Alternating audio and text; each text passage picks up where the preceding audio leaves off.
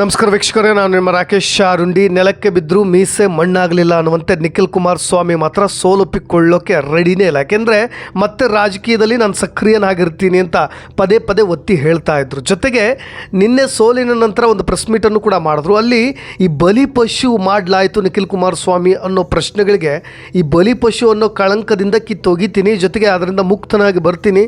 ಜೊತೆಗೆ ಭಾಳಷ್ಟು ಮುಖಂಡರು ಕಾಂಗ್ರೆಸ್ ನಾಯಕರು ಅಂದ್ಕೊಂಡಿದ್ದಾರೆ ಒಂದೇ ಒಂದು ಸೋಲಿನಿಂದ ರಾಮನಗರ ಜಿಲ್ಲೆಯಿಂದ ನಮ್ಮನ್ನು ಖಾಲಿ ಮಾಡಿಸ್ಬಿಟ್ಟಿವಿ ಅಂತ ಅವ್ರು ಅಂದ್ಕೊಂಡ್ರೆ ಅದು ಖಂಡಿತವಾಗಿ ಶುದ್ಧ ಸುಳ್ಳು. ಮತ್ತೆ ನಾನು ಪುಟ್ಟಿದ್ದು ಬಂದೇ ಬರ್ತೀನಿ ಅನ್ನೋ ನಿಖಿಲ್ ಕುಮಾರಸ್ವಾಮಿ ಮಾತಲ್ಲಿ ಒಂದು ಕಡೆ ಅಸಹಾಯಕತೆ ಇದ್ದರೂ ಕೂಡ ರಾಜಕೀಯವನ್ನು ಬಿಟ್ಟು ಹೋಗೋದಿಲ್ಲ, ಮತ್ತೆ ನಾನು ಜನರ ಬಳಿ ಓಟನ್ನು ಕೇಳ್ಕೊಂಡು ಬಂದೇ ಬರ್ತೀನಿ ಅನ್ನೋ ಹಠ ಮಾತ್ರ ಕಾಣ್ತಾ ಇತ್ತು. ವೀಕ್ಷಕರೇ, ನಿಖಿಲ್ ಕುಮಾರಸ್ವಾಮಿಗೆ ಚನ್ನಪಟ್ಟಣದ ಮುಸ್ಲಿಂ ಮತಬಾಂಧವರು ಮಾಧ್ಯಮಗಳ ಮುಂದೆ ಆಡಿದಂಥ ಮಾತುಗಳಿದೆಯಲ್ಲ, ಅವೆಲ್ಲವನ್ನೂ ಕೂಡ ಗಮನಿಸಿದಾಗ ಪದೇ ಪದೇ ಅಲ್ಪಸಂಖ್ಯಾತ ಮತಗಳು ದಂಡಿಯಾಗಿ ಸಿ ಪಿ ಯೋಗೇಶ್ವರ್ಗೆ ಬಿದ್ದಿರೋದನ್ನು ಪಕ್ಕಾ ಮಾಡ್ತಾಯಿದ್ವು. ಆ ರೀತಿಯಾಗಿ ಟೀಕೆ ಮಾಡ್ತಾಯಿದ್ರು. ಆ ರೀತಿಯಾಗಿ ಮುಸ್ಲಿಂ ಮತ ಬಾಂಧವರನ್ನ ನೆಗ್ಲೆಕ್ಟ್ ಮಾಡಿದ್ರೆ, ಅವ್ರನ್ನ ಟೀಕಿಸಿದ್ರೆ, ಜೊತೆಗೆ ಅವ್ರನ್ನ ಅಸಡ್ಡೆ ಮಾಡಿದ್ರೆ ನಾವೆಲ್ಲರೂ ಕೂಡ ಹೇಗೆ ಒಗ್ಗಟ್ಟಾಗ್ತೀವಿ ಅನ್ನೋದನ್ನು ಒತ್ತಿ ಒತ್ತಿ ಹೇಳ್ತಾ ಇತ್ತು. ಅವರೆಲ್ಲರೂ ಕೂಡ ಮಾಧ್ಯಮಗಳ ಮುಂದೆ ಆಡಿದಂಥ ಮಾತುಗಳನ್ನು ಕೂಡ ಹೇಳಿಬಿಡ್ತೀನಿ. ಸ್ನೇಹಿತರೆ, ಸಿ ಪಿ ಯೋಗೇಶ್ವರ್ಗೆ 1,12,642 ಮತಗಳು ಬಿದ್ದಿವೆ. ಜೊತೆಗೆ ನಿಖಿಲ್ ಕುಮಾರಸ್ವಾಮಿ ಗಿಟ್ಟಿಸಿಕೊಂಡಿರೋ ಮತಗಳು 87,229. ಇಷ್ಟು ಮತಗಳನ್ನು ಪಡೆಯುವಲ್ಲಿ ಅವರು ಸಫಲರಾಗಿದ್ದಾರೆ. ಅಂದರೆ ಗೆಲುವಿನ ಅಂತರ 25,413. ಒಟ್ಟಾರೆಯಾಗಿ 87,000 ಬೆಂಬಲಿಗರು ನಿಮ್ಮೊಟ್ಟಿಗಿದ್ದೀವಿ, ತಲೆ ಕೆಡಿಸ್ಕೋಬೇಡಿ ಅನ್ನೋ ಕಾರ್ಯಕರ್ತರು ಜೊತೆಗೆ ಬೆಂಬಲಿಗರ ಮಾತುಗಳು ಈಗ ನಿಖಿಲ್ ಕುಮಾರಸ್ವಾಮಿಗೆ ಧೈರ್ಯ ತುಂಬ್ತಾ ಇವೆ. ವೀಕ್ಷಕರೇ, ಪಕ್ಷದ ಅಭ್ಯರ್ಥಿ ಮನೆ ಮಗ ಅನ್ನೋದೊಂದು ಕಡೆ, ಜೊತೆಗೆ ಮುಸ್ಲಿಂ ಮತಗಳ ಸಂಪೂರ್ಣ ಸಹಕಾರ ಸಿಕ್ಕಿದ್ದೊಂದು ಕಡೆ, ಇನ್ನೊಂದು ಕಡೆ DK ಬ್ರದರ್ಸ್ ತಂತ್ರಗಾರಿಕೆ ಎಲ್ಲವೂ ಕೂಡ ಸಿ ಪಿ ಯೋಗೇಶ್ವರ್ಗೆ ಪ್ಲಸ್ ಆಯಿತು. ಹೆಚ್ಚಾಗಿ ಅಲ್ಪಸಂಖ್ಯಾತ ಮತಗಳು.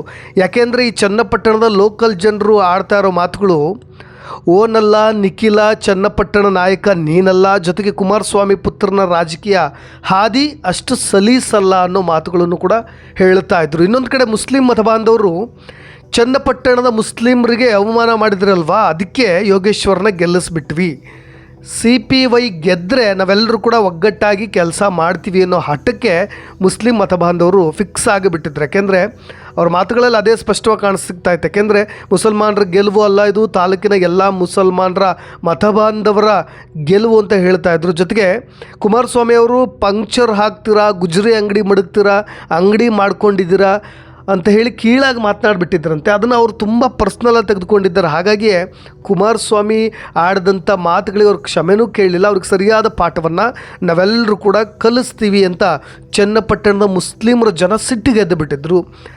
ಯಾವಾಗಲೂ ಈ ಕುಮಾರಸ್ವಾಮಿ ಕುಟುಂಬದವರು ಮುಸ್ಲಿಮರನ್ನ ಕೀಳಾಗಿ ನೋಡ್ತಾರೆ, ಅನುಕಂಪ ಇಲ್ಲ ಮುಸ್ಲಿಮರ ಮೇಲೆ, ನಮಗೂ ಕೂಡ ಸಮಾನವಾಗಿ ನೋಡೋದಿಲ್ಲ, ನಮ್ಮನ್ನು ಸಮಾನತೆಯ ದೃಷ್ಟಿಯಿಂದ ಅವ್ರು ಯಾವತ್ತೂ ಕೂಡ ನೋಡೇ ಇಲ್ಲ, ಕೆಳಜಾತಿಯವ್ರನ್ನ ಸಮಾನವಾಗಿ ನೋಡಲ್ಲ ಅನ್ನೋ ದೃಷ್ಟಿ ಇದೆಯಲ್ಲ, ಅದನ್ನು ಮುಸ್ಲಿಮರು ಪಾಠವನ್ನು ಕಲಿಸೋ ರೀತಿಯಾಗಿ ತೆಗೆದುಕೊಂಡ್ರು. ಇನ್ನೊಂದು ಕಡೆ ನಿಮಗೆಲ್ಲ ಗೊತ್ತಿರೋ ಹಾಗೆ ಕಾಂಗ್ರೆಸ್ ಪಕ್ಷದಿಂದ CP ಯೋಗೇಶ್ವರ್ ನಿಂತಿದ್ದು. ಅವರ ಮತಗಳು ಯಾವಾಗಲೂ ಕೂಡ ಒಂದು ಕಡೆ ಯಾವಾಗಲೂ ಕೂಡ ಕಾಂಗ್ರೆಸ್ಗೆ ಫಿಕ್ಸ್ ಆಗಿರುತ್ತೆ. ಇನ್ನೊಂದು ಕಡೆ ಕುಮಾರಸ್ವಾಮಿಯವರು ಮುಸ್ಲಿಮರನ್ನ ತುಂಬ ಕಾಳಜಿಯಿಂದ ನೋಡದೇ ಇರೋದು ಇಲ್ಲಿ ಅವರಿಗೆ ಎಡವಟ್ಟಾಗಿಬಿಡ್ತು. ಅದು ಅವರ ಮಗನಿಗೆ ಉಲ್ಟಾ ಹೊಡೆದ್ಬಿಡ್ತು ಅಂತ ಕಾಣಿಸುತ್ತೆ. ಜೊತೆಗೆ ಕಳೆದ ಬಾರಿ ಕೂಡ ಮುಸ್ಲಿಮರಿಂದ ಗೆದ್ದರೂ ಕೂಡ ಒಂದು ವೋಟ್ ಆಫ್ ಥ್ಯಾಂಕ್ಸನ್ನು ಹೇಳಿಲ್ಲ ಕುಮಾರಸ್ವಾಮಿ ಅನ್ನೋ ಒಂದು ಕೋಪ ಕೂಡ ಇದೇ ಚನ್ನಪಟ್ಟಣದ ಮುಸ್ಲಿಮರಿಗಿದೆ. ಏಕೆಂದರೆ ಕಳೆದ 2 ಸಾರಿಯೂ ಕೂಡ ಗೆಲ್ಲಿಸ್ಕೊಟ್ಟಿದ್ದಾರೆ ಚನ್ನಪಟ್ಟಣ ಕ್ಷೇತ್ರದ ಜನ.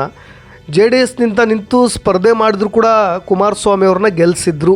ಇದೇ ಮುಸಲ್ಮಾನರು ವೋಟ್ ಹಾಕಿ ಗೆಲ್ಲಿಸಿದ್ರು. ಒಂದು ವೋಟ್ ಆಫ್ ಥ್ಯಾಂಕ್ಸ್ ಹೇಳಿಲ್ಲ, ನಾನು ಮುಸಲ್ಮಾನರಿಂದಲೇ ಗೆದ್ದೆ ಅನ್ನೋ ಮಾತನ್ನು ಇದೇ ಮುಸಲ್ಮಾನರು ಎಕ್ಸ್ಪೆಕ್ಟ್ ಮಾಡಿದ್ರು. ಆದರೆ ಕುಮಾರಸ್ವಾಮಿ ಅವರು ಆ ಮಾತುಗಳನ್ನು ಹೇಳಲಿಲ್ಲ ಅನ್ನೋ ಕೋಪ ಒಂದು ಕಡೆ ಇದೆ. ಜೊತೆಗೆ ಮುಸ್ಲಿಂ ವೋಟ್ಗಳು ಬೇಡ ಬೇಡ ಅಂತ ಹೇಳ್ತಾ ಇದ್ರಲ್ಲ, ಇವತ್ತು ನಾವು ಯಾರು ಅಂತ ತೋರಿಸಿದ್ದೀವಿ ಅನ್ನೋ ಮಾತುಗಳು ಕೂಡ ಕೇಳಿಬಂದು. ನಾವು ಒಗ್ಗಟ್ಟಾದರೆ ಏನಾಗುತ್ತೆ ಅನ್ನೋದನ್ನ ಅಲ್ಲಿನ ಜನ ಈಗ ಮತ್ತೆ ಪ್ರೂವ್ ಮಾಡಿಬಿಟ್ಟಿದ್ದಾರೆ. ಪಂಕ್ಚರ್ ಹಾಕೋರು ಅಂತಿರಲ್ಲ, ಈಗ ಟೈರ್ನೇ ಬಸ್ಟ್ ಮಾಡಿಬಿಟ್ವಿ ಅನ್ನೋ ಒಂದು ಕೋಪದ ಮಾತುಗಳು ಕೂಡ ಕೇಳಿ ಬರ್ತಾಯಿತ್ತು. ಕಳೆದ ಮಂಡ್ಯ ವಿಧಾನಸಭಾ ಚುನಾವಣೆಯಲ್ಲೂ ಕೂಡ 1000 ವೋಟ್ ಬೇಡ, ಗೆಲ್ಲಿಸ್ಕೊಂಡು ಬರ್ತೀವಿ ಅಂತ ಇದೇ ಕುಮಾರಸ್ವಾಮಿ ಅವರು ಮಾತನಾಡಿದ್ರಂತೆ.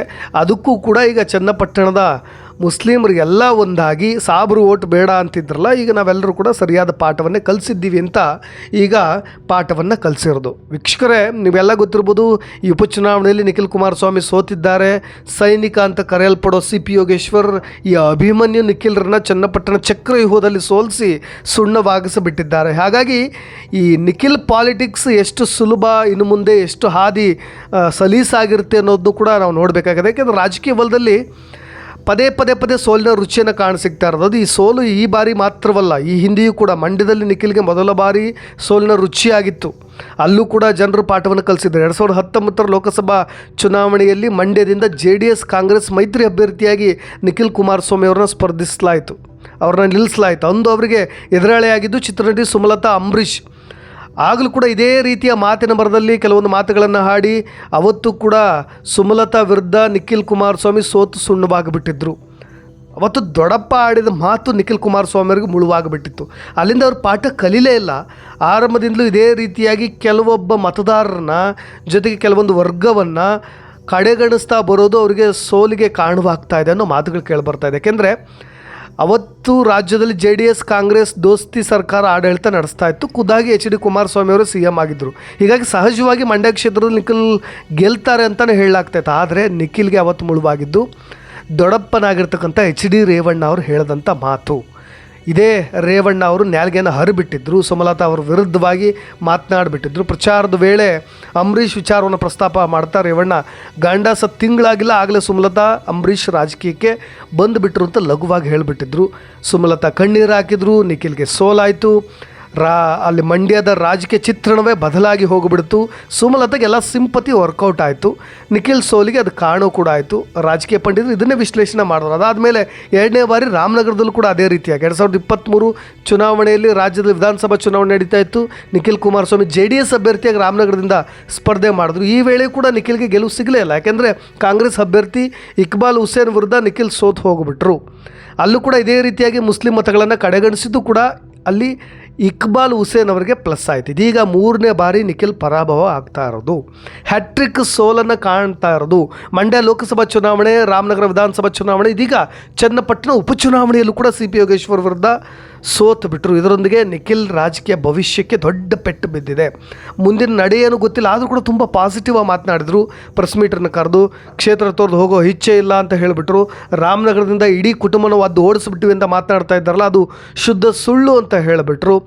ಇನ್ನೊಂದು ಕಡೆ ಭಾಳಷ್ಟು ನೆಗೆಟಿವ್ ಆಗಿದ್ದ ಸಾಧ್ಯತೆ ಅಂದರೆ ಈ ಕುಟುಂಬ ರಾಜಕಾರಣ. ಇನ್ನೊಂದು, ಮನೆ ಮಗನಿಗೆ ಸೀಟ್ ಕೊಡದೆ ಸ್ವಂತ ಮಗನಿಗೆ ಒಂದಿಷ್ಟು ಓಲೈಕೆ ಮಾಡಿ ಆತನ ನಿಲ್ಲಿಸಿ ಕುಟುಂಬ ರಾಜಕಾರಣ ಮತ್ತು ವಂಶ ಪಾರಂಪರ್ಯ ರಾಜಕಾರಣವನ್ನು ಮುಂದುವರಿಸೋ ಕೆಲಸವನ್ನು ಮಾಡಿಬಿಟ್ರು ಅನ್ನೋ ಕೋಪ ಒಂದು ಕಡೆ ಇತ್ತು. ಇನ್ನೊಂದು ಕಡೆ ದಲಿತ ಓಟ್ಗಳು, ಇನ್ನೊಂದು ಕಡೆ ಮುಸ್ಲಿಂ ಓಟ್ಗಳು, ಇವೆಲ್ಲವೂ ಕೂಡ ನಿಖಿಲ್ ಕುಮಾರಸ್ವಾಮಿಗೆ ಉಲ್ಟಾ ಹೊಡೆದಿದ್ದೆ.